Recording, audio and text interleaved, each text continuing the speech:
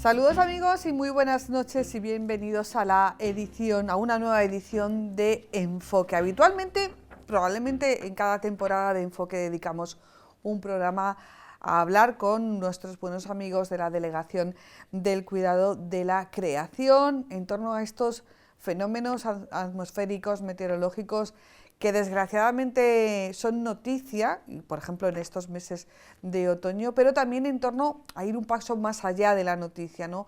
A buscar en el magisterio de la Iglesia, en las palabras de los papas, en el propio Evangelio, lo que nos dice acerca de la creación y del cuidado de la creación. Hoy es el día de invitar a nuestros amigos del cuidado de la creación con un invitado muy especial. Lo desvelamos después de nuestro vídeo. Los fenómenos meteorológicos como danas, tormentas intensas, nevadas fuera de calendario, amén de veranos hipercalurosos e inviernos gélidos, han hecho que la actualidad meteorológica se convierta en uno de los espacios más seguidos en los medios, que copen temas de conversación y que incluso ha generado ese subgénero que aúna ciencia y conspiración.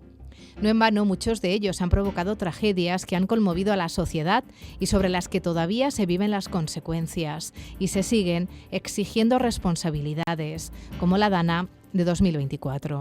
Así, frente a posicionamientos académicos que nos hablan de un cambio climático y de cómo el hombre con su acción e inacción provoca heridas en nuestro medio ambiente y régimen climático, siempre existe la tentación de aparcar todas estas cuestiones en el casillero de la conspiración y de la mentira. La Conferencia Episcopal Española creó el Departamento de Ecología Integral, perteneciente a la Subcomisión Episcopal de Acción Caritativa y Social, que tiene como objetivo fundamental hacer descubrir que el cometido de los cristianos es asumir el cuidado de la creación como contenido que forma parte de la fe. Una de sus tareas más importantes es unirse a las propuestas y acciones de las instituciones eclesiales pontificias, en especial el Dicasterio para el Servicio del Desarrollo Humano Integral, así como las asociaciones, redes y ONGs de signo católico que buscan el cuidado de la creación. En 2020 se creó en nuestra archidiócesis la Delegación Diocesana para el Cuidado de la Creación, una iniciativa del señor arzobispo de Toledo que nació con el ánimo de reforzar en la diócesis el compromiso ecológico y medioambiental de la Iglesia en sintonía con el mensaje proclamado por el Papa Francisco en su encíclica Laudato Si para el servicio del desarrollo humano integral. A lo largo de estos años, tanto la Conferencia Episcopal como la Archidiócesis de Toledo han desarrollado diferentes iniciativas encaminadas a la formación, concienciación y divulgación de los objetivos de este departamento y esta delegación, que tal y como indicó Monseñor Cerro Chávez, han de impulsar la presencia ecológica de la Iglesia en la sociedad. A través de sus diferentes canales de información, trabajan para acercar a la sociedad noticias relacionadas con el cuidado de la creación, la biodiversidad, la naturaleza y la ecología, según el espíritu recogido por el Papa en su encíclica Laudato Si y en otras fuentes como la Pontificia Academia de las Ciencias. Hoy en Enfoque queremos compartir la actividad realizada estos años, las propuestas en las que están trabajando y los nexos de unión necesarios para implantar una verdadera concienciación en torno al cuidado del medio ambiente con una perspectiva global que alcanza tanto a nuestra archidiócesis como al resto del planeta.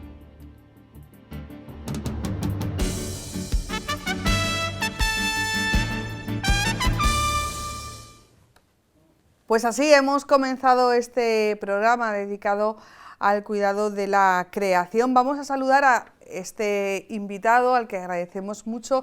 Primero tenemos que agradecer a la Delegación del Cuidado de la Creación, que ha sido los que han facilitado la presencia del director del Departamento de Ecología Integral de la Conferencia Episcopal Española, Eduardo Agosta. Muchísimas gracias por estar aquí, buenas noches. Buenas noches, Ana, un saludo a todos los televidentes. Es un placer poder compartir con vosotros este momento de reflexión por el cuidado de la casa común. Bueno, voy a leer una parte de su currículum.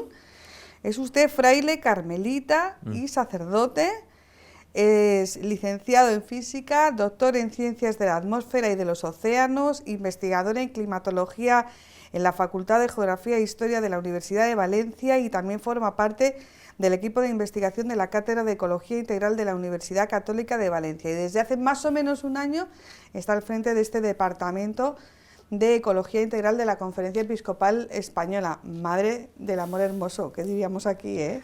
Bueno, Dios va preparándonos, ¿no? Porque cuando ingresé al convento, con 21 años, ya estaba avanzado en la carrera de física y los frailes me permitieron seguir estudiando, terminar la carrera. Empecé toda la formación de fraile, la teología, filosofía y la posibilidad de especializarme en clima, en atmósfera, meteorología, que es lo que me gustaba mucho. Y así fui poco a poco conectando ciencia y fe, y después ecología también y fe, ¿no? Bueno, pues seguro que aprendemos mucho con su presencia aquí, que ya me atrevo a apuntar que no va a ser la primera vez. Los culpables, en el buen sentido de la palabra, de que tengamos con nosotros a Eduardo Agosta son, bueno, pues el responsable de la Delegación Diocesana para el Cuidado de la Creación, Javier Gómez Elvira. Javier, buenas noches. Pues buenas noches. Muchas gracias. Os lo habéis currado, ¿eh? Sí, bueno, ha sido fácil porque Eduardo es un hombre de fácil convencer. Está deseando hablar de este tema y es un entusiasta y además es, como has dicho con su currículum, es una persona muy bien formada, tanto científica, profesionalmente, como en el ámbito espiritualmente, en el ámbito de la fe, ¿no? Con lo cual tiene una visión muy completa y nos va a ayudar a todos mucho el oírle, ¿no? Y también está con nosotros Santiago Sardinero, que es miembro de la Delegación Diocesana y es profesor de la Facultad de Ciencias Ambientales. Santiago, muchísimas gracias. Buenas noches. Pues muchas gracias. Porque habéis estado ahí en el hacer, ¿no? En lo que en la profesión se llama la producción, ¿no? Que es quizás la parte, bueno, pues más menos valorada, pero necesaria para que todo esto estemos aquí. Si queréis vamos a empezar, porque la actualidad está ahí, la actualidad del clima está ahí. Hace pues prácticamente una semana se celebraba ese aniversario de la Dana, independientemente de las condicionantes políticos, que además se están produciendo minuto a minuto. Yo creo que sí que hay que hacer una reflexión en torno, una explicación primero científica sobre todo lo que nos está pasando en el mundo en general, y luego una reflexión en el ámbito de la teología, una reflexión desde nuestro punto de vista de la fe católica. Pero todo esto que está pasando, ¿la ciencia tiene una explicación? Pensamos por ti, Eduardo. Sí, mira, a veces me preguntan, oye, ¿tú crees en el cambio climático? Yo claro, digo, es que era demasiado fácil plantear la cuestión así. Claro, digo, no creo porque no es una leyenda, no es un mito, no es un acto de fe, sino que es evidencia, no es conocimiento científico de la ciencia climática. El cambio climático de origen humano, porque ciertamente la Tierra, a lo largo de su historia y de la evolución de esta Tierra, ha tenido diversos cambios naturales del clima, variaciones normales del clima forzadas por muchos mecanismos que los conocemos bien, pero lo que está ocurriendo al clima de la Tierra actual de los últimos 50, 60 años, le llamamos, justamente está generando cambios de un orden y de una magnitud y de una velocidad que no son naturales, ¿no? Que no se pueden explicar con los mecanismos naturales que conocemos y que están forzados justamente por la actividad humana. Por eso hablamos de cambio climático de origen humano, ¿no? Y significa que los responsables y quienes tenemos que hacer algo para que este cambio o estas alteraciones del clima de la Tierra repercutan lo menos negativo sobre la vida de muchas personas y de los ecosistemas, somos nosotros los que lo causamos. Y la ciencia del clima, este tema, como tema científico, por ahí mucha gente no lo sabe, pero desde 1930, desde la década del 30, que los primeros físicos de la atmósfera y climatólogos, en ese entonces no se llamaba así la disciplina, pero hay papers y trabajos de la preocupación por esta componente antrópica de la alteración de la química de la atmósfera, sobre todo por el uso de combustibles fósiles. La quema de combustibles fósiles emite en la atmósfera gases, uno de ellos muy importante por su estabilidad y perduración como en la atmósfera, altera el balance de energía y cambia el clima. Podemos los seres humanos con esta actividad alterar el clima de la Tierra. Se fue anunciando década del 50, 60, en el 70 ya, incluso con el uso de los primeros grandes ordenadores que nos permitían hacer cálculos más complejos, era mucho más evidente. Y un punto de inflexión para la ciencia, para los climatólogos, fue en 1987, porque en ese año cruzamos el primer umbral en donde pasamos de un clima seguro a un clima en riesgo. Por eso se encendieron las alertas, ¿no? y se llegó a Naciones Unidas, que es el lugar donde estos grandes temas que nos conciernen a todos se discuten desde un punto de vista académico, científico, político.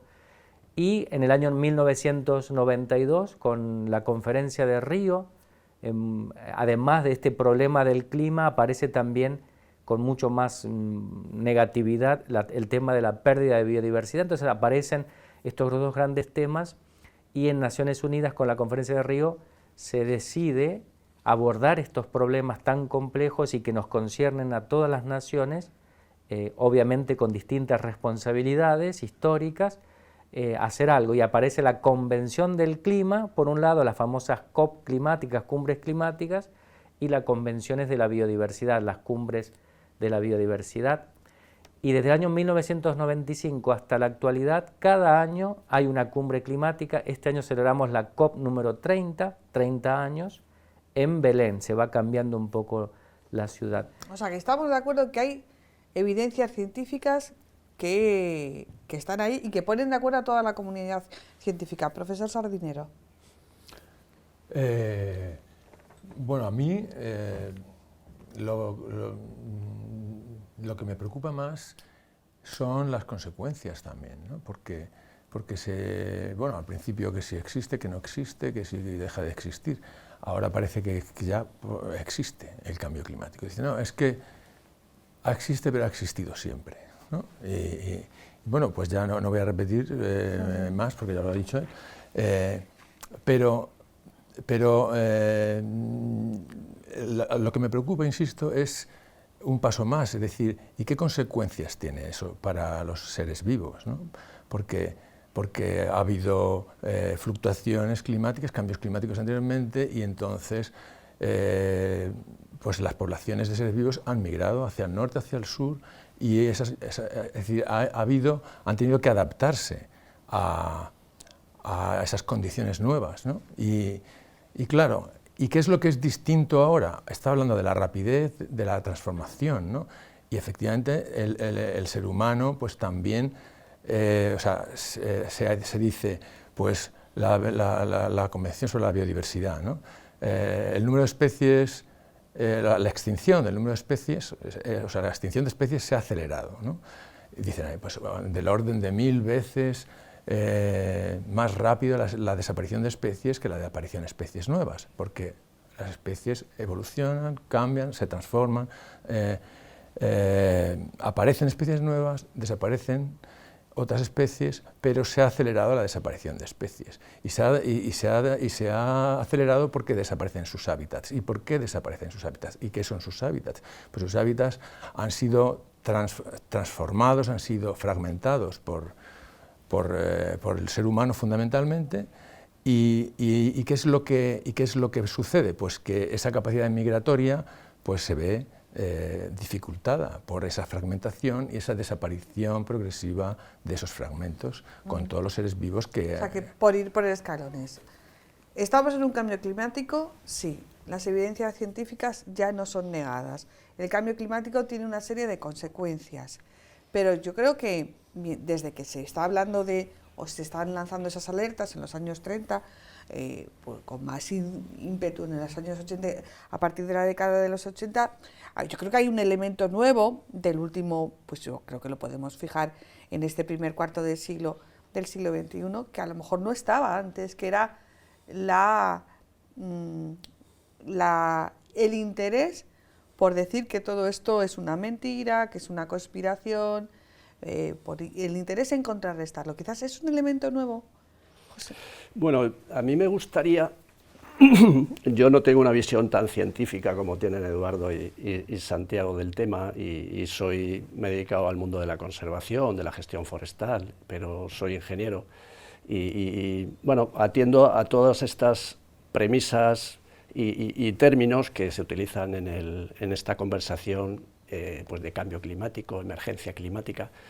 Y ahí discrepo un poco de la terminología, ¿no? O sea, en la Tierra no hay solo un clima, ¿no? Hay muchos climas. Entonces, confunde a la gente a veces el que hablemos de cambio climático como si fuese una cosa muy estática. Eduardo sabe perfectamente, que es bastante más experto que yo en este tema, que la variabilidad de los climas, el movimiento de la atmósfera, cómo funciona todo esto, y en definitiva todo está conectado, ¿no? De alguna forma, ¿no? Y a mí me gusta más hablar, como dice Eduardo y Santiago, de que hay evidencias de hechos concretos que a todos, hasta en nuestra vida personal, nos hacen recordar, desde que éramos críos hasta como somos ahora, ya mayores algunos, pues cómo ha cambiado el tiempo. Y de hecho hemos asistido dentro de nuestra escala personal, de vida personal, a un calentamiento que llamamos calentamiento global, y que efectivamente las temperaturas van en aumento, ¿no? O sea, y todos tenemos experiencias pues propias, ¿no? de vivencias personales. Y lo mismo el término emergencia climática, ¿no? Y lo digo porque hay veces que con estos términos, emergencia climática, yo que estoy en el mundo de la gestión forestal, de las emergencias, de los incendios forestales, que hay que atacarlos rápido, acudir rapidísimo y tal, al final parece como que se acude a ciertas actuaciones, se toman determinadas medidas, actuaciones, sin ver un poco las consecuencias, pues porque hay que acabar el incendio, ¿no? Hay que apagarlo, y entonces da lo mismo, se entra por aquí, por allí, se toma esta medida, se echa agua, se echa espumante, tal. Y esto puede también inducirnos a un poco de error, e incluso a cierta desasosiego, que eso lo podremos hablar después, sí. Falta de esperanza, el que hay una emergencia climática que nos quema a todos ya, ¿no? Mañana mismo, ¿no?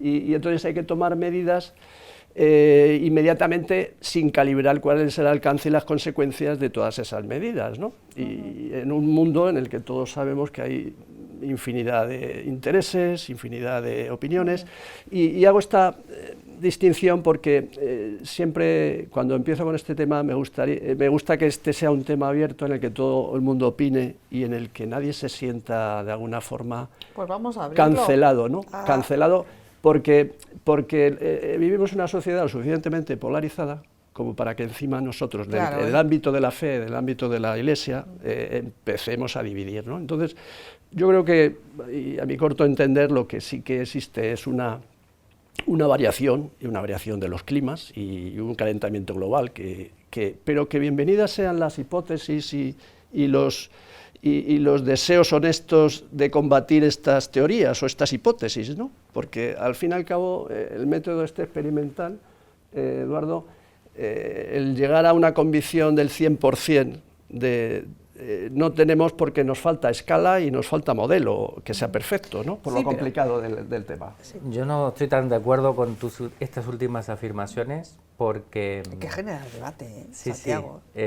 En primer lugar, hablemos, ciertamente, esto es la clase número 1 de cuando uno enseña física climática, ¿no? Del sistema climático.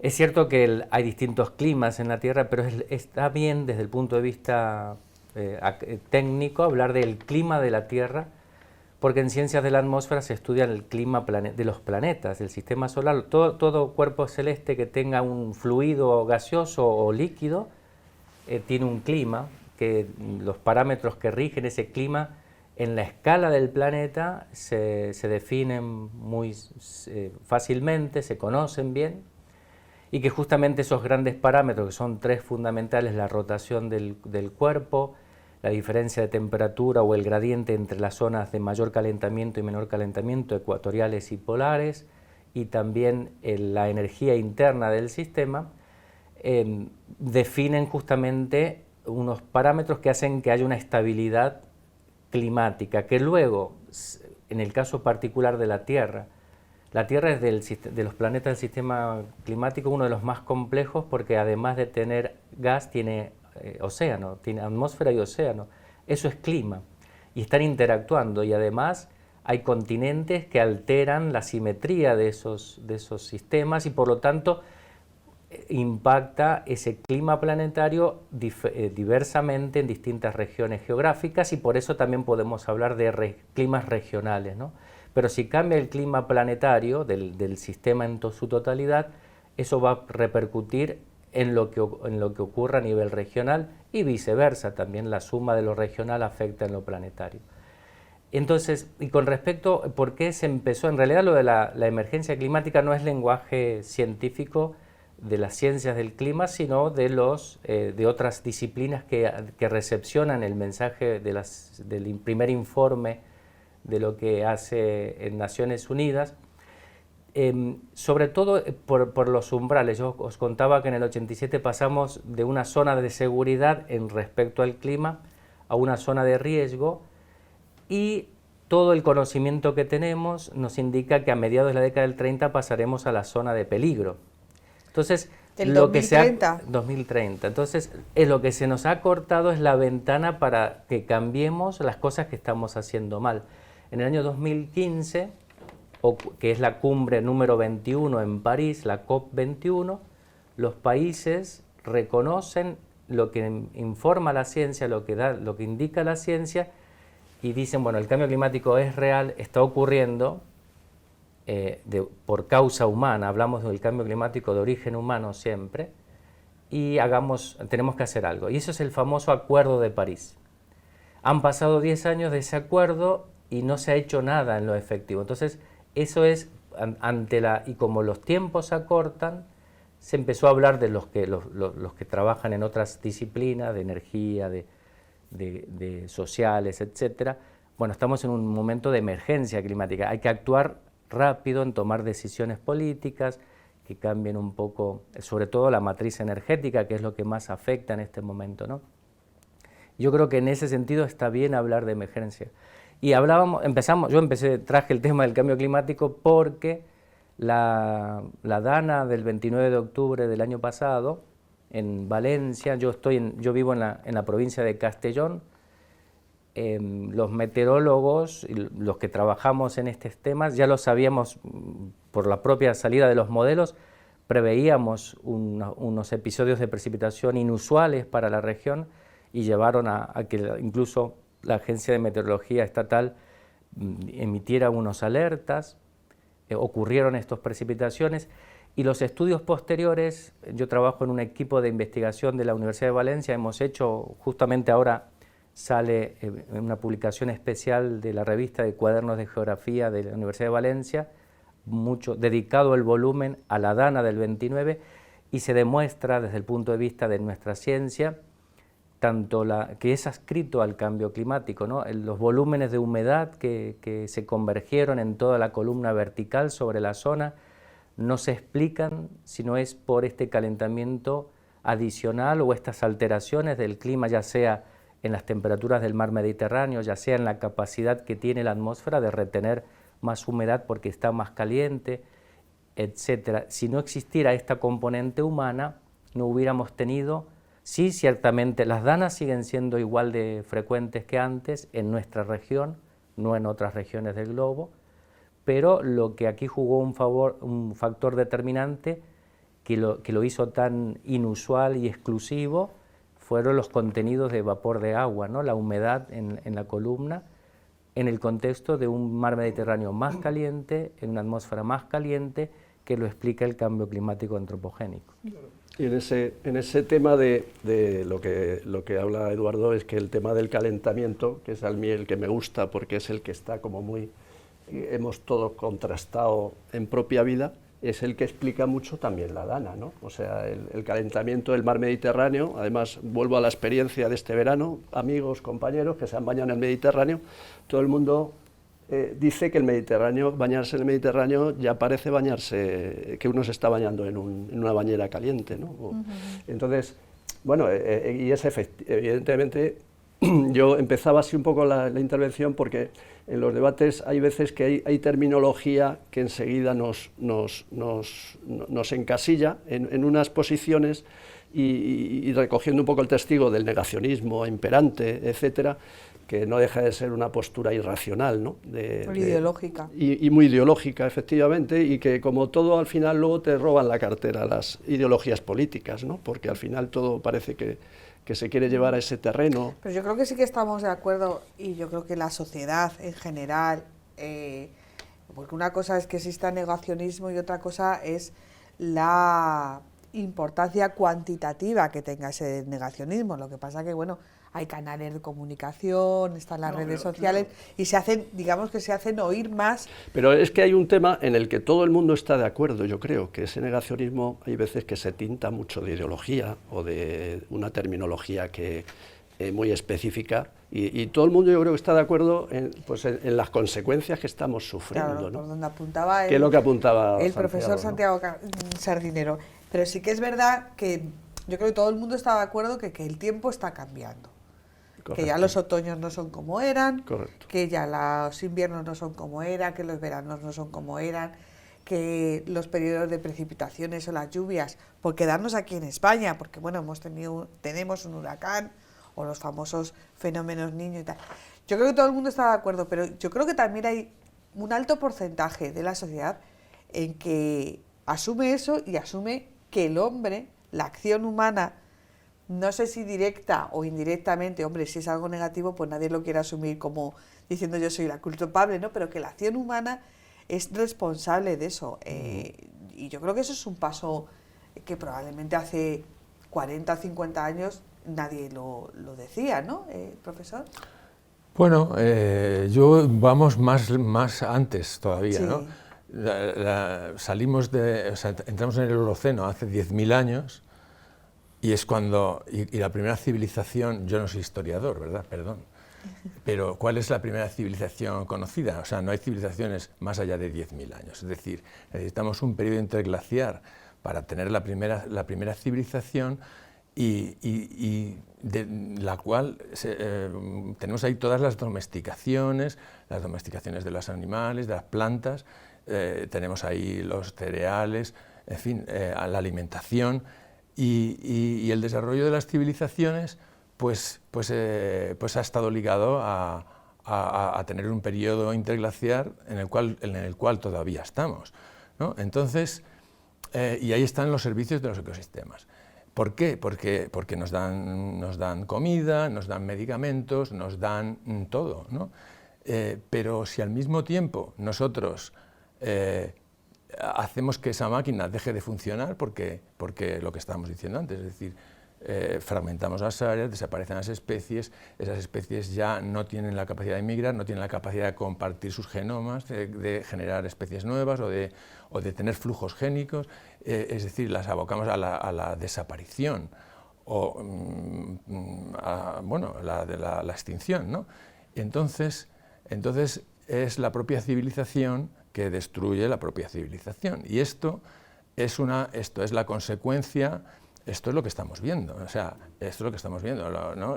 Pasamos de una cultura natural a una cultura sintética, en la cual pues ya tenemos todo plastificado, ¿no? Ahora resulta que los plásticos pues están por todos lados, están dentro de nosotros, ahora resulta que son tóxicos, y entonces estamos generando presiones evolutivas sobre los seres vivos, nuevas, que no existían antes. Entonces eso está ahí, está todo escrito y todo encima de la mesa. Está ahí, pero claro, la pregunta siguiente es, una vez que asumimos que tenemos esa responsabilidad en el cambio climático y por tanto en el cambio del planeta tal y como lo conocemos, hay como dos opciones.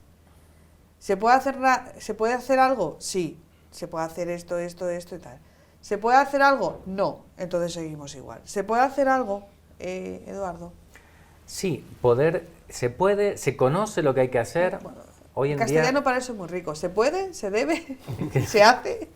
El tema es que nos está faltando decisión política. Cuando digo política, es decisión de nuestros gobiernos para cambiar ciertas cosas importantes que son necesarias que tienen que ver, en primer lugar, hablábamos hace un rato, con la transición energética, pero la Iglesia, para volver un poco al tema que nos concierne también, ¿no? Para nosotros no es solamente la doctrina social de la Iglesia propone un concepto cristiano que se toma de la ciencia, que es la ecología integral. La ecología integral, en su dimensión más desde la perspectiva inmanente científica, siempre son todas las cuestiones que tienen que ver con los cambios tecnológicos que nos permiten ser más sostenibles, más resilientes. En esa dimensión, lo que tenemos que hacer, y es lo que dice la ciencia del clima, hay que abandonar los combustibles fósiles cuanto antes. Supongamos que en el 2030 no significa que no se usen nada, se van a usar, pero en una proporción mucho menor de la actual, para cosas muy específicas que son importantes tecnológicamente para el desarrollo nuestro, por ejemplo, materiales específicos o ciertos transportes que son vitales, que no pueden ser de otra manera que con combustibles fósiles, etcétera. Pero para eso están los que saben, lo organizan, pero no debe representar más del 10% de lo que lo usamos actualmente. Con lo cual hay que cambiar a otras formas de energía. Hablamos de las renovables, pero también eso trae otros desafíos, porque hoy en día la demanda y la presión de minerales raros, por ejemplo, está destruyendo la biodiversidad, más en los países que ya venían con problemas en esta dimensión, con lo cual se habla también de una transición que sea justa, equitativa, y por otro lado también que dé cuenta de que todo el mundo se vea no perjudicado, ¿no? Y tal como está el modelo, que sigue siendo el modelo de toda la vida, el del crecimiento infinito, el de maximización de ganancia, el del consumo exacerbado y del descarte, ese modelo es lo que la Iglesia propone desde la ecología integral católica, que también tiene que cambiar, un cambio radical de los patrones de producción y de consumo, salir de esta lógica meramente consumista, esta lógica del crecimiento infinito, y cambiar incluso hacia una economía centrada en la vida de las personas, en la sostenibilidad, en donde, claro, hay que hacer cambios. El problema tanto de lo técnico, de por qué no pasamos de una a otra, porque implica en cualquiera de las decisiones que se tomen, el cambio. Y por eso también la Iglesia habla de un concepto importante, conversión ecológica, ¿no? La conversión implica renunciar a algo que nos gusta, a algo que nos viene bien. Y siempre, y claro, implica también una ascesis, ¿no? Una renuncia, pero como dicen nuestros santos, por algo mayor y mejor, por el bien común, por la sostenibilidad. Pero es que sucede que en esas renuncias parece que los primeros que tienen que renunciar siempre son los países más pobres, las personas más empobrecidas, ¿no? Que dicen, claro. Eso hay que claro, no, cuando hablamos de renuncia son los que ya están en un nivel de consumo y sobreconsumo que no agrega más a su felicidad y a la prosperidad y al desarrollo.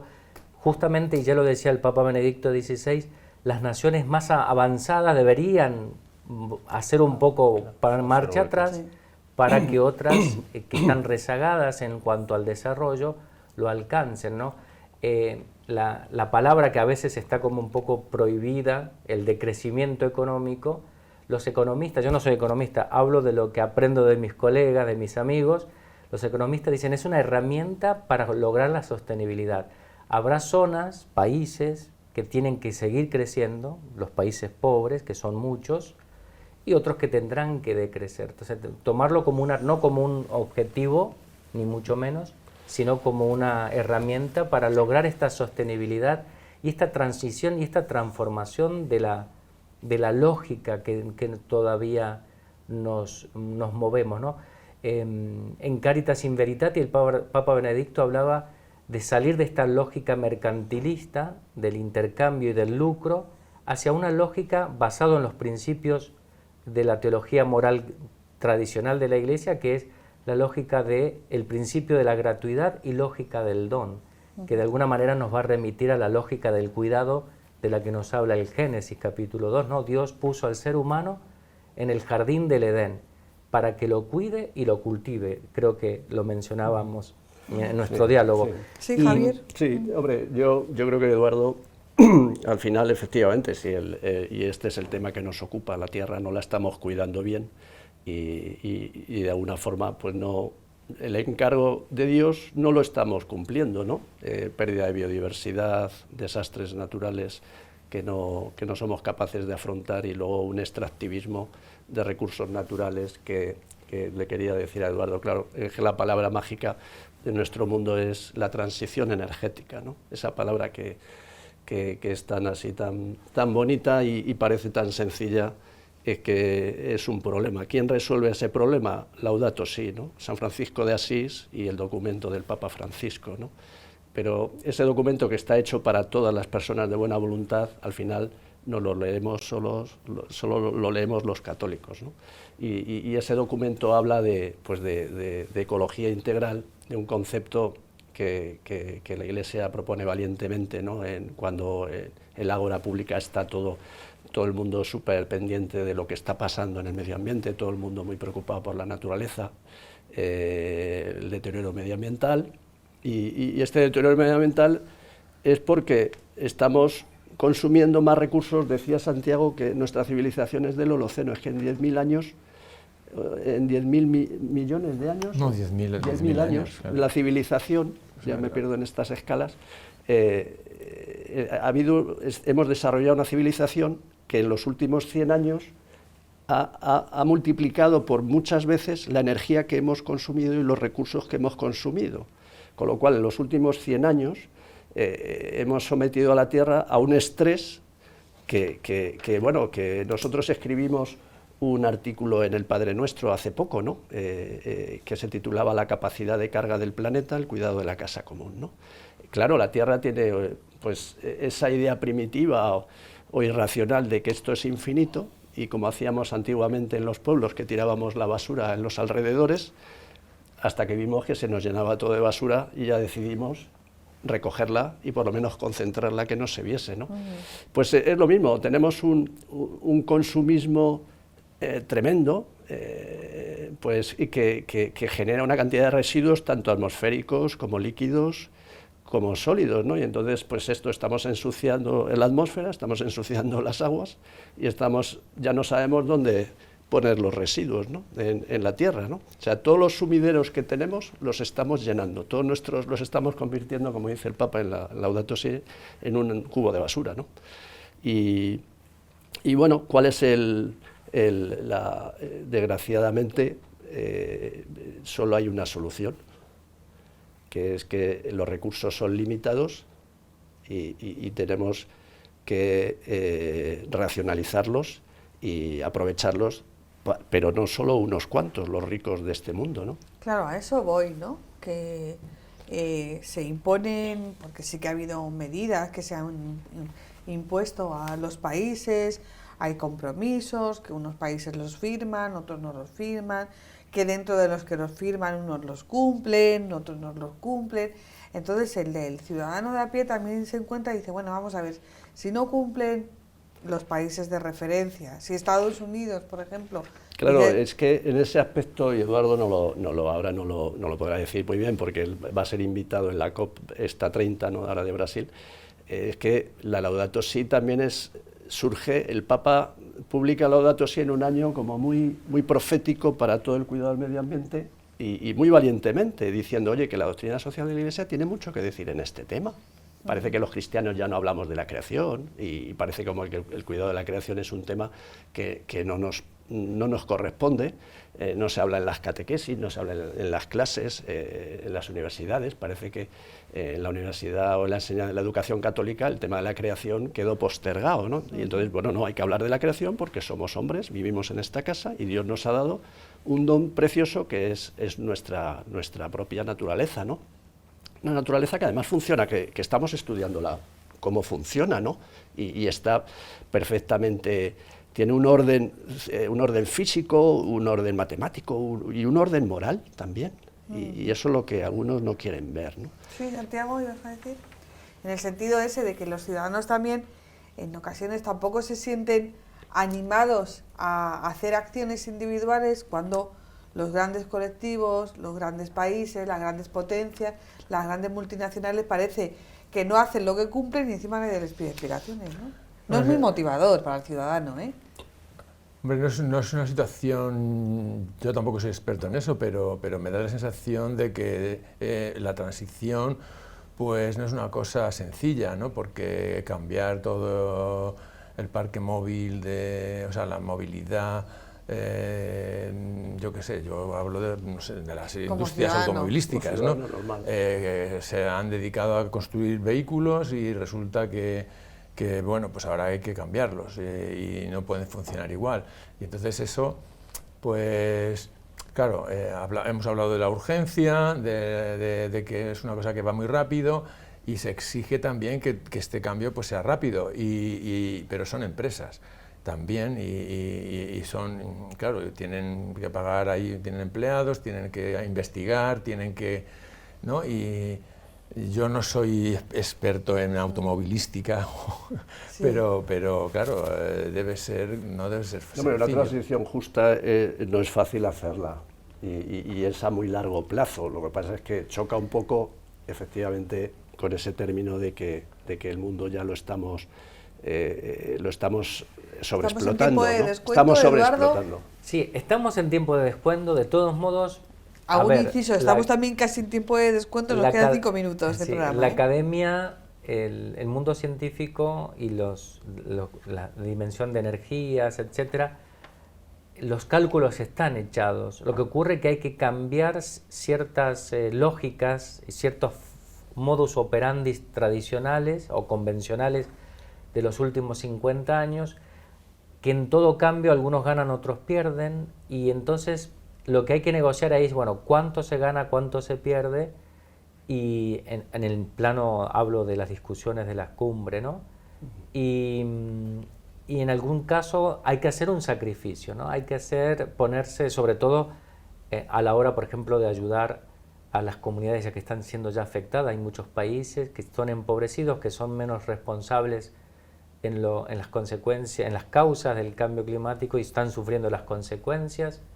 Y entonces hay que ayudar a la adaptación, porque por otro lado, por más que decidamos dejar de emitir en los próximos 10 años, lo que ya hemos emitido hasta ahora, que ha cambiado el clima en más de 1,5 grados, va a durar por lo menos 200 años. Entonces este clima distinto lo vamos a mantener por mucho tiempo. Es decir, que lo que hemos causado hasta ahora es una realidad que está ahí presente y hay que hacerse cargo.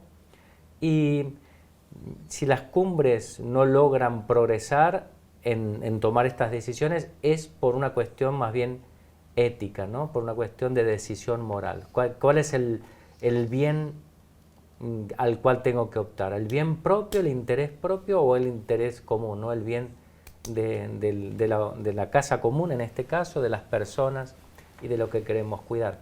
Y una de las cosas que me gustaría, para que no nos quedemos tanto en lo que llamo yo la ecología integral inmanente, porque aquí hemos hablado solo de la inmanencia, que está bien. La Iglesia también se preocupa y algo salió aquí, el tema de la dimensión trascendente, ¿no? Recuperar, que el ser humano reconecte con el misterio de la creación, de que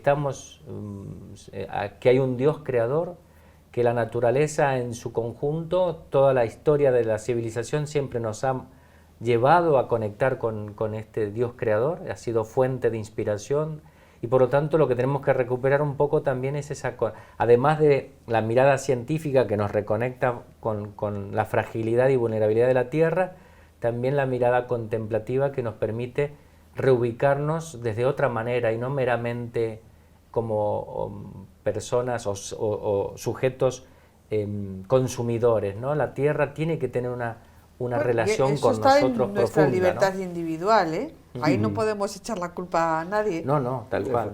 No, cuando dicen no podemos hacer nada, yo creo que sí que podemos hacer, aunque pensemos que es muy poco. La gente se refugia en que es una tarea como muy grande para que nuestro comportamiento individual pueda repercutir o favorecer un poco este proceso o este fenómeno, ¿no? Pero es verdad que todo empieza por el compromiso personal y la Iglesia es una voz profética, bueno, pequeña pero muy fuerte, porque está denunciando lo que está pasando, ¿no? Que es, al fin y al cabo, es que el hombre no vive su posición en este mundo porque se quiere endiosar, quiere vivir como Dios, solo vive para él, no se preocupa de los hermanos, no se preocupa de nadie, y intereses económicos, enriquecimiento rápido, aprovechamiento, si hoy tengo, mañana pues no pasa nada, no me preocupo del mañana, y al final es una dinámica esta del consumo y de aprovechamiento que es endiablada, ¿no? Porque al final nos conduce a un final que nos va a matar a todos. No quería yo terminar así, tan negativo, ¿no, Santiago? Hombre, yo creo que tenemos que tener también esperanza, ¿no? en que el ser humano dice, pero los seres humanos hemos resuelto nuestros problemas. Digo, sí, pero vamos a generar todas las especies que nos vamos a cargar, las vamos a generar por biotecnología, porque sabemos ya editar el genoma, o tampoco, o sea, quiero decir, eso tampoco es que esté diciendo que eso tenga que desaparecer, eso existe y es una herramienta fantástica y maravillosa, ¿no? A mí también me gusta decir que la medicina existe, no dejamos que la gente muera porque es más natural, ¿no? Claro. La cuidamos y tal, y evidentemente si sabemos curar o sea, ¿dónde está el límite de Babel, ¿no? de la construcción de un mundo nuevo, pero endiosándose el ser humano, ¿no? Entonces, yo creo que ahí está el equilibrio, un equilibrio, ¿no? para una escena que me encanta, es la del Génesis 18 de Abraham y la encina de Mambré, ¿no? Cuando llegan 3 visitantes y le dice, a lo más caluroso del día, a la sombra, tomad el pan, la leche, lava los pies, es decir, se ve ahí el padre, unos seres supuestamente estériles, que son los grandes patriarcas de la civilización, ¿no? Que resulta que tu descendencia será mayor que las estrellas del cielo, y resulta que van a Sodoma después, porque es la no sostenibilidad. Es un pasaje precioso de la sostenibilidad frente al valle del Mar Muerto, donde tienen el peligro de la salinización de los suelos, de la sobreexplotación de los acuíferos, y no lo dice, ¿no? Pero a mí yo veo eso, ¿no? Ahí, ¿no? Eduardo, te toca levantar el el clima, nunca mejor dicho. Sí, quizás 2 ideas muy breves. Una que recoge la encíclica Laudato Si, que es una enseñanza de la espiritualidad cristiana de siglos, darnos cuenta de que menos es más en lo cotidiano, ¿no? en la praxis, ¿no? Menos es más en términos de materialidad, ¿no? Si tú quieres ser feliz, cuanto menos es más. Llevémoslo eso al vestir, al consumir, al comprar, lo que comemos, el tema también del consumo local, estacional, etc. Creo que ese principio es importante. En el párrafo 215, leedlo, lo que explica ahí el Papa Francisco. Y la otra es, que también nos recoge la encíclica Laudato Si, es que Dios nos ha dado a los seres humanos 2 dones que cuando conectan hacemos milagros. El milagro ocurre, que es la inteligencia y el corazón, el amor, la pasión. Cuando conectamos somos capaces ahí se produce el espíritu innovador, creativo, la fuerza de Dios que nos impulsa a hacer las cosas mejor.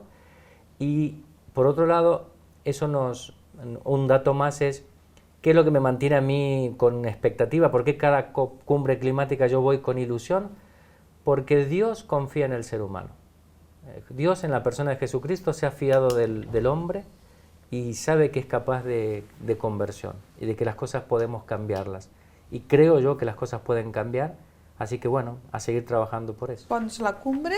Empieza técnicamente el lunes 10 de noviembre, pero ya a partir de mañana y pasado los líderes de distintos países, presidentes, estarán dando sus discursos de apertura a la semana. Son 2 semanas de trabajo, del 10 al 21 de noviembre. Bueno, pues más a punto no hemos podido Pues cerrar sí, este sí, programa. estamos. Vamos a aprovechar, estamos en directo. Así es. Tendremos que invitar a Eduardo que venga después de la cumbre, ¿no? ¿Cómo no? Y comentando también la Y labor con de la información Iglesia. de primera línea, claro, de primera y las fuente. palabras del Papa León que nos va a regalar también en los próximos días.